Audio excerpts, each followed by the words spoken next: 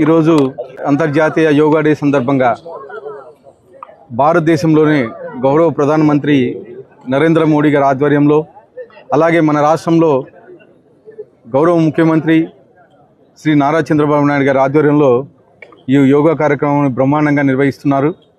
ముఖ్యంగా గతంలో యోగా అంటే తెలిసేది కాదు, కానీ మన ముఖ్యమంత్రి నారా చంద్రబాబు నాయుడు గారు ఈ యోగా కార్యక్రమాన్ని ఒక క్రీడా దీనిలోకి తీసుకొచ్చి ఈరోజు ప్రతి ఇంట్లోనూ యోగాని భాగం చేశారు.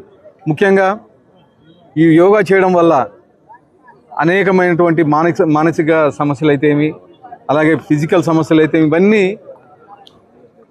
ఇబ్బంది లేకోకుండా అంటే ఇవన్నీ పోయే విధంగా ఈ యోగా ఉపయోగపడుతుంది.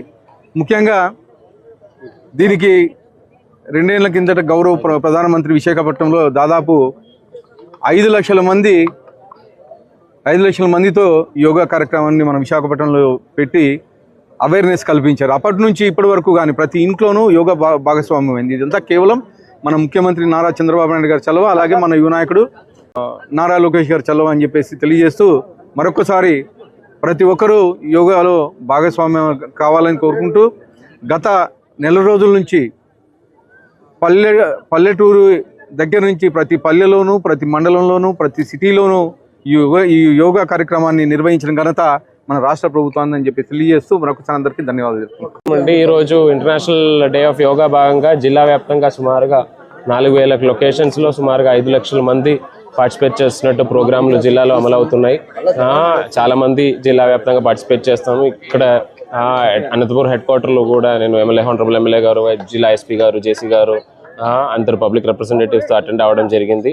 లాస్ట్ ఒక నెల కాలంలో మనము విలేజ్ లెవెల్ నుంచి మండల స్థాయి అదేవిధంగా జిల్లా స్థాయిలో కూడా కాంపిటీషన్ కార్యక్రమాలు చేయడం జరిగింది. దానిలో నుంచి ఎవరైతే విన్నర్స్ అయిన వాళ్ళకి సుమారుగా ఒక 50 మంది దాకా వాళ్ళకి ఈరోజు సమ్మానాలు కూడా ఇవ్వడం జరిగింది. ఈ యొక్క ప్రోగ్రామ్కి పార్టిసిపేట్ చేసిన ప్రతి ఒక్కరికి అదేవిధంగా ఈ యొక్క ప్రోగ్రామ్ అరేంజ్ చేసుకోవడానికి ప్రయత్నం చేసిన లాస్ట్ ఒక నెల నుంచి ప్రయత్నం చేసిన ప్రతి ఒక్క సిబ్బందికి కృతజ్ఞత తెలియజేస్తున్నాము. ఈ యొక్క కార్యక్రమం అనేది అవేర్నెస్ కోసం మనం ఒక నెల ప్రయత్నం చేస్తున్నాము. ఈ యొక్క అవేర్నెస్ని స్ఫూర్తిగా తీసుకొని ప్రతి ఒక్కరు కూడా ఈ యొక్క కార్యక్రమం ఇంకా రాబోయే కాలంలో కూడా కంటిన్యూ చేస్తారని కోరుతున్నాం.